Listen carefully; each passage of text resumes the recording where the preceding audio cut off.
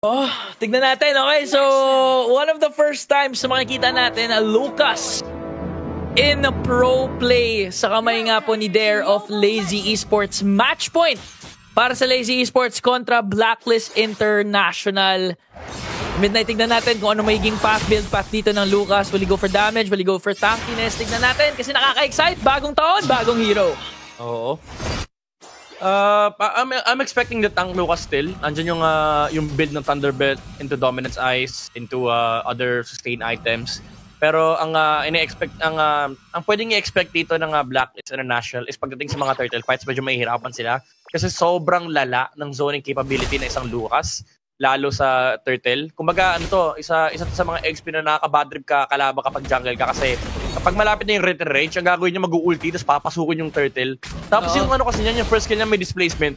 So, mababad trip ka ng sobra-sobra kasi aside sa may displacement, may damage, baka mapatay ka pa. Oo, CC-immune pa siya. Yun yung napakalala dun. Basically, broken. broken hero. Okay. Pero ito Haji ang kanilang unang gustong puruhan dito. Medyo nag-overextend si Haji pero makakatakas din naman. So Lazy Esports so far, kita natin na like game number 1, sila pa rin na nagko-control ng pace at ng tempo. Nung unang game, sino yung nag-invade nung unang game at napuruhan? Blacklist yun eh. So ngayon medyo play safe na muna ang Blacklist International. Just gonna really wait for MP's power spike. Mid lane Hilda. Top Rome Angela. I think so, yeah. Kasi mas mataas yung XP ni Haji currently. Or malay mo nag-switch hero talaga. Hindi, mid lane Hilda. Mid lane Haji, mid lane Hilda nga talaga. Okay. Bagong meta. Sanay na tayo makakita ng mid lane Terizla, mga ganon. Pero ito, mid lane Hilda. Siguro, one of the roles na pwede gawin dyan ni Haji mamaya is hanapin lang talaga itong si Chovskirt. Na pag ikakasa na yung Feathered Airstrike, talagang tatakbuhan lang niya. At mapilitang mapakancel yung Feathered Airstrike dito ni Chovskirt. But let's see kung anong takbo pwede mangyari dito. Yeah, Feathered Airstrike. Kinamit dito ni Chovskirt is the zone. And pakbet! Napakalupit na talon mula dito kay Tigreal pero nando naman yung re-engage mula dito sa Blacklist International pinagbabarel. Yung Tigreal pero napakahapdi na nga ni Dare. Nando naman yung hard guard mula dito kay Angela. Sila naman ang umahabol dito, Blacklist International. Pero wala na sila mahuhuli. First blood para sa Blacklist. Okay, dalawang bagay doon yung nangyari. Ba't nanalo yung Blacklist International? Una, nag-Sacred Hammer flicker si Pakbet. Fortunately, hindi pa siya level 4. Kaya wala pang setup na nangyari for Lazy Esports. Yung moment na pumasok na dito si Dare, sakto yung mga love waves. Tsaka yung heart guard na kinasa dito ni Perxiva, kaya naman na-out-sustain nila yung damage na pwede ibigay ni Dare. Pero ito na si Chovskirt, naglapag na ng Feathered Airstrike, pinatakbo pa uwi si Haji. Ngayon, Blacklist International sila ang una makakuha ng kill. Pero parang Lazy Esports pa rin yung umaambay. Oo, kumbaga, andun pa rin yung playmaking na ginagawa dito ng Lazy Esports kanina pa. And tulad yan, sa bottom lane, kakasabi lang natin na andoon yung implosion, inaabot pa dito si Outplayed. And Lazy Esports, even though napatay nila dito si Pakbet, for Blacklist International, nakakuha naman sila ng gold laner sa kamay pa ni Shizu. Yun ang literal focus sa goal. Alam na alam yung trade na pwede gawin ng Lazy Esports. Pakbet, naglalakad na. Nandun na nga yung puppet on the string. So eventually, masastan na talaga itong si Pakbet doon sa tier 1 turret ng Blacklist International. Mamamatay na talaga siya pero nakasa pa rin niya yung implosion sa proper target si Outplayed. Wala siyang purify that time kaya naman makakasecure ng kill ang Lazy Esports onto the best target pa na pwede na makuha, which was the gold laner of Blacklist. Yep. Medyo mahihirapan dito yung Lazy Esports pagdating sa turtle kasi yung Lucas ay nasa top lane and nakapwesto na kagad dito ang Blacklist International. So all in all, parang i-give up talaga to ng Lazy Esports pero grabe yung pag-abante ng Blacklist International. Nahuli pa nila dito si Pakbet. Lazy Esports wala sa pwesto rito si James Fox para kumontest. That is gonna be a free neutral objective for Blacklist International. Okay, another kill for Blacklist. 3-1 na nga po ang ating kill scoreboard. MP secures the turtle. And so far, so good. Good yung nagiging kalabasan ng Blacklist International. Na-manage pa rin nila yung mga mid-wave minions kahit naka-Hilda itong mid laner nila. Tapos sobrang active ni Haji all throughout the map. Ang galing nila makakuha ng vision na pwede maging huge information for Blacklist International to make a play. To the point na parang Lazy Esports, napapareact na nga sila sa ginagawa ng Blacklist ngayon eh. Oo. Kumbaga, yung sinasabi natin kanina na lazy esports sa kumokontrol dito ng tempo, ng momentum, sila yung decide and play. Medyo nalilimit na yun kasi Blacklist International, tuloy-tuloy yung movement sila sa mapa. Hindi nila hinahayaan na kung ano man yung gagawin ng lazy esports ay magiging trade kasi currently, hindi nga makaharap ng trade dito ang lazy esports. Isa pa lang inakukuha nila magandang bagay, which was the play that they did on Outplayed in the bottom lane earlier. Pero right now, hawak nila yung tempo dito. Sinusubukan pa rin talaga nila hanapan ng butas dito ng laro. Si Outplay nakapwesto si Shizu though. Nandyan yung pa rin yung French strike with the Zaman Force. Flicker out lang naman. Oh! Naku, napakagandang time. Implosion mo nakit. Pakbet yung pala yung kanina pa nila pinipilit. Pinapwersa lang nila yung dash. Mula dito kay Granger pero nakapag-purify pa rin naman si Outplay. Nakalabas pa yung Blacklist International. Perxiva lang yung tumumba. Pero hindi pa tapos ang lazy esports. Lumalaban pa sila dito. Sapat ba yung kanilang damage? Lumalaban din naman yung Phobius dito. Ni JM Pickman double kill para sa Blacklist International. Para kay Phobius. Humahabol pa siya. And nandyan na yung hard guard dito para kay Hilda. And tatamaan mas there. 3 heroes go down on the side of lazy esports. Make that 4! Sabi ng Blacklist International. Grabe, yung response na ginawa ng Blacklist International all throughout the clash, nagtatrabaho lang. Si MP the King nakapush ng isa ng top lane turret sa taas. Ngayon nakakuha pa ng mid lane turret. Inagaw niya yung orange buff ni James Punks. So all throughout that clash, -1 kagad yung Blacklist dahil wala si MP. Pero dahil ang daming skills na na-expend kaagad ng lazy esports just to bring down one member of Blacklist International, wala nang pangsagot, wala nang panglaban yung lazy esports. A bit of an overextension for lazy esports doon. Siguro they want to zone out the members of Blacklist para at least makakuha ng turret sa baba. But the problem is, wala pa ngang turret na tumutumba sa Blacklist. Ang tagal nagstay ng lazy esports sa bottom lane. And clearly, that was more than enough for Blacklist International to extend their gold lead to 4K. Ganon kaganda yung naging takbo ng Blacklist.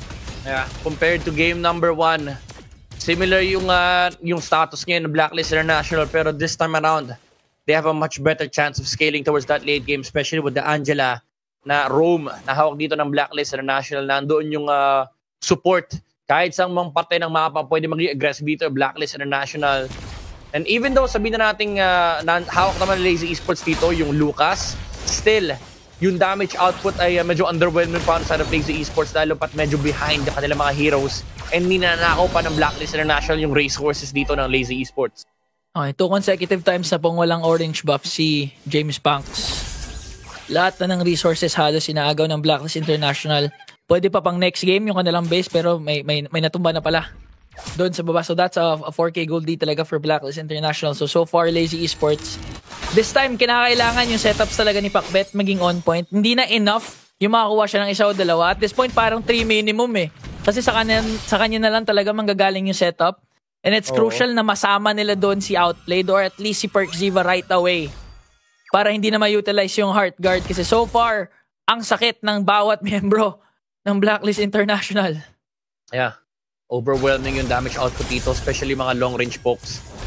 And iba yung hindi natin pinag-uusapan, no? Yung long-range poke na meron dito ang Blacklist International with Outplayed using that ultimate as well as JM Pinkman. Kahit pa sabihin natin long-range poke, meron pang close range kasi nandyan din naman yung Phobius na pwedeng saniban ng Angela. So hindi ganun kadali for lazy esports to actually look for pick-off amongst the frontliners ng Blacklist International. And kahit yung backline, una sa lahat, ang hirap pasukin, ang hirap hanapin ng Granger. Never nila makikita rito si Perxiva kasi pupwesto lang naman to sa lalim-laliman ng mapa ng Blacklist International. So kailangan nila maging creative dito sa kanilang approach sa paghaharap ng potential pick-off against Blacklist.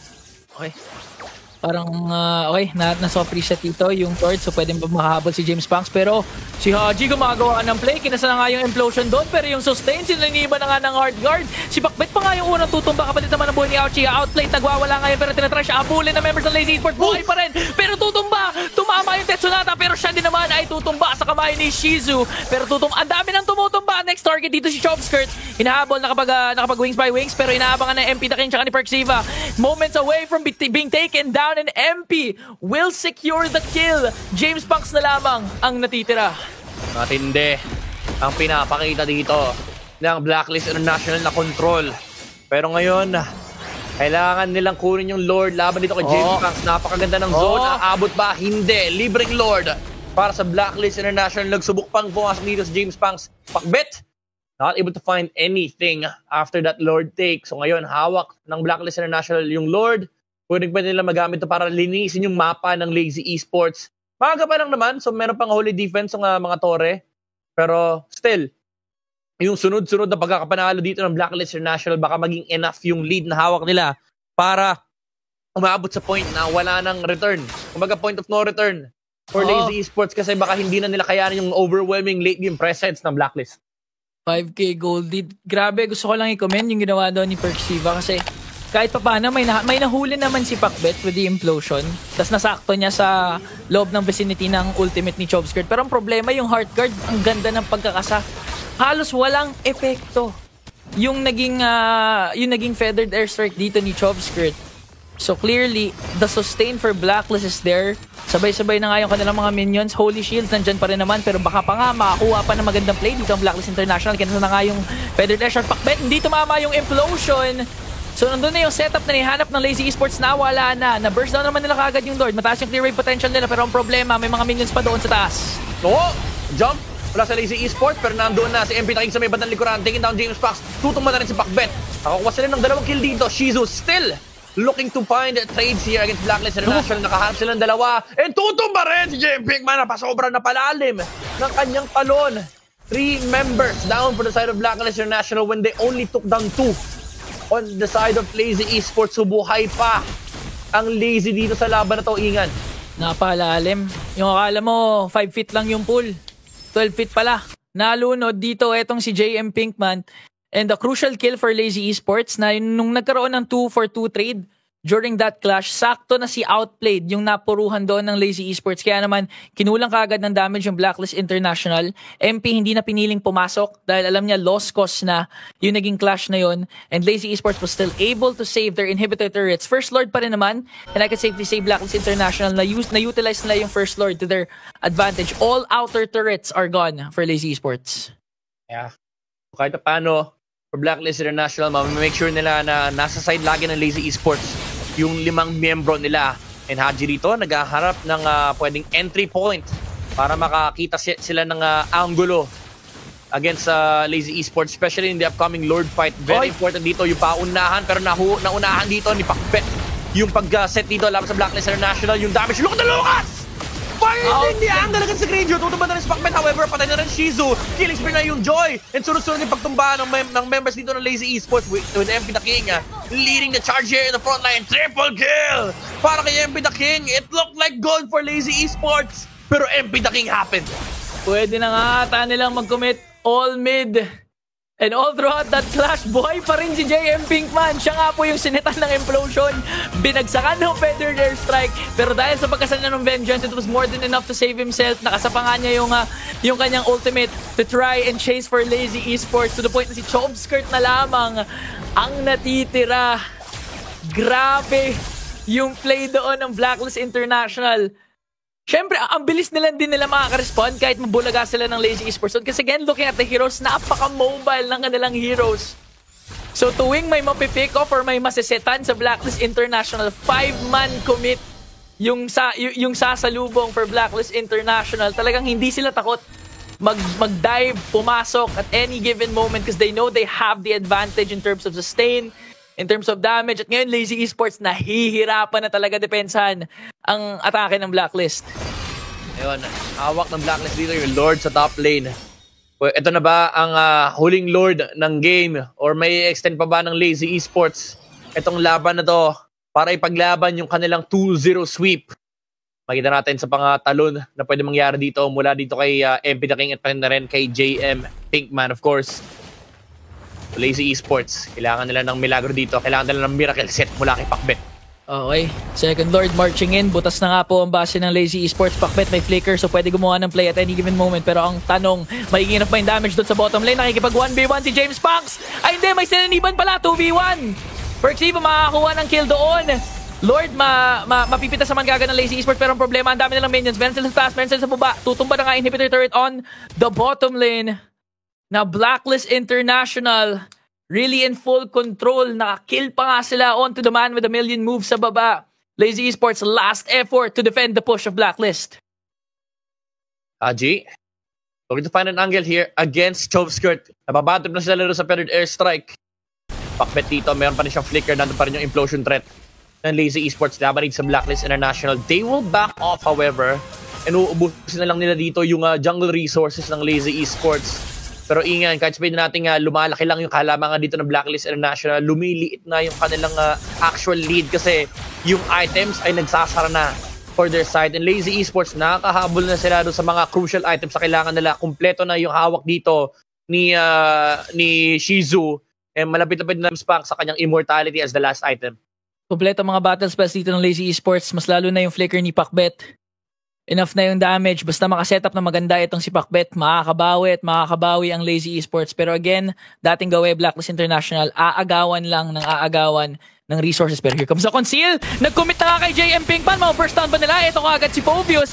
At mukhang tinatry nila yung best nila para kunin si JM Pinkman. Pero nakakapag-ulti pa nga doon. Makakaisa si Haji. Tutumba na nga si Dare. Tutumba na nga si Chovskirt. May isa pa ngang tumamba si JM Pinkman. Ngayon, that's gonna be a 2-for-1 trade for the side of Blacklist. That's not favorable for Lazy Esports. Pero so far, wala pa rin ng mga Lord dito. Pero Blacklist International, they're looking to end the game. Pero Shizu with the Zaman Force, dancing around. Blacklist International, hindi nila mapatay dito yung Harit. Wala silang lockdown. Pero at least alam nila na if it's a base dito ang Lazy Esports and they will go for the Lord.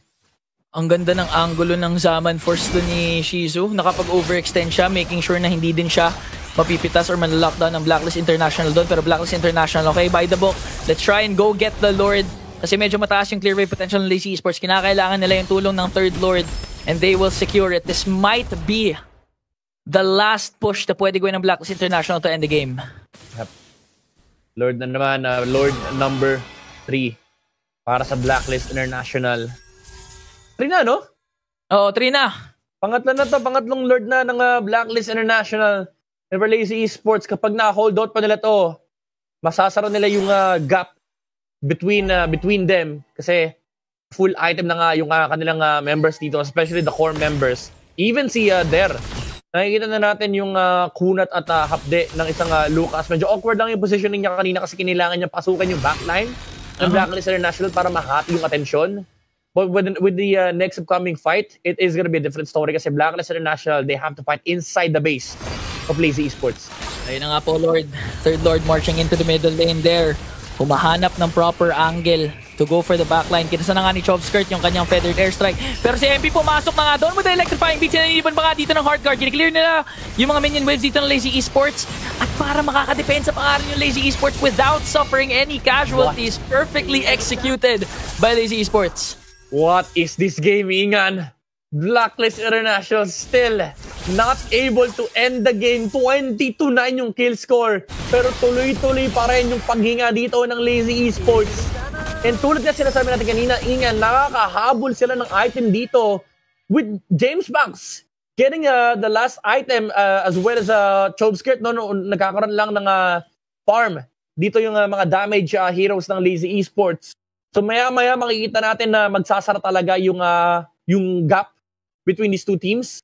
And that is gonna be very, very crucial for Lazy Esports. And nakakatakot na for Blacklist International kasi yung mga makukunat, yung mga bruskong frontliner mo, yung mga Hilda, yung mga Phobius, next time around, di na nila expect na sobrang hapdinan ng mga damage na kailangan nilang saluhin. Wala nang kunat-kunat at this point. Pagalingan na lang talaga mag-set, pagalingan na lang talaga mag-lockdown. And I do like to commend yung ginawa ni Dare doon, yung trying to look for a proper angle. Kaya siguro nahihirapan pumosisyon ito si Outplayed dahil the threat of the Lucas at any given moment just jumping sa isang Granger ay nakakatakot talaga. So kinakailangan pa rin mag-ingat ng Blacklist International kahit pangatlong Lord nasa side nila during that time. Pakbet, maganda ang kanyang posisyon dito. Tignan natin kung magko-commit nga pa sila ulit kay JM Pinkman kasi for the last 2-3 implosions, kinakasa na kaagad ni Pakbet kay JM Pinkman kaagad yung implosion niya kahit isa lang. As long as maka-1- kaagad yung Lazy Esports, for them, enough na yon para makapalag sa Blacklist International. And next Lord, yung inaabangan ng ating mga kalahok. That is gonna be very, very crucial for both teams. James Banks and MP the King. 1v1 situation on top lane. Naka-slow push yung lane for Blacklist International. Pero nagawa naman kontrolin ni James Banks yun. Haji, diving on at the backside. Hinaharap niya kasi yung Parsa. Pero hindi pa kasi nasisimulan yung Lord and kailangan niyang tumakbo na paggamit na siya ng sprint, wala pang battle spell na nakukumit dito ng Lazy Esports. Okay, may minion waves eventually na mag-build up doon sa top lane for the side of Blacklist International. So ngayon, kinakailangan talaga gumawa ng move ng Lazy Esports. They have to commit on whether they want to go for the engage or try to steal this Lord. Pero Blacklist International, nasa kanila yung advantage ngayon. They can take as much time as they want to play this Lord dance. Third strike. Oh, flicker in as well from Chomskirt against Outplayed. Low HP na dito yung Granger ng Blacklist International. So that means kailangan mag-ingat dito ni Outplayed. Nakapwesto rin naman si Der, pero nandun yung mga putok mula sa Death Sonata. And of course, the folks coming out from Haji. Papatong-patong yung layer ng poke damage dito ng Blacklist International. Pero maganda yung pwesto ng Tigreal. Naka-fleeting time pa yan. Blacklist International to. Hindi nga nila napansin, pero eventually mahanap siya ni James Pinkman dito. Oh, na-checkan ni Perxiba. Hindi ko manekta yung Implosion Flicker play ni Pakbet. This might be an opening for Blacklist International. Haji, sinusugod na nga yung backline dito. Habang si MP nandiyan na nga electrifying beats pass hard card combination. Yung Immortality ni Pakbet ay tutumba, pero ang unang tutumba ay si Der. Wala na nga pong Lucas ang Lazy Esports ngayon. Monster kill coming in from MP. Pero Lazy Esports doing their best to try and counterattack. Nandiyan na nga yung Winter Counter coming in from Haji. Pero mapapatumba siya dito ni James Pax. That's gonna be a 2-4-2 trade. Buhay pa rin ang Lazy Esports. James Pax and Shizu making it work. Zaman Force gamit rito ng Harit. Enough by shield. Flicker out! Pero hindi, umabot. Umabot doon yung Death Sonata mula kay Outplayed para mapatay yung Harit. Magamit na ng hard guard dito si Perks para tulungan dito si MP the King. Another dash para mapahuli si Jones dito, pero nakalabas siya ng mapa. Si James Pax na yung susunod na tutumba and wipe out para sa Blacklist International as they take game number 2.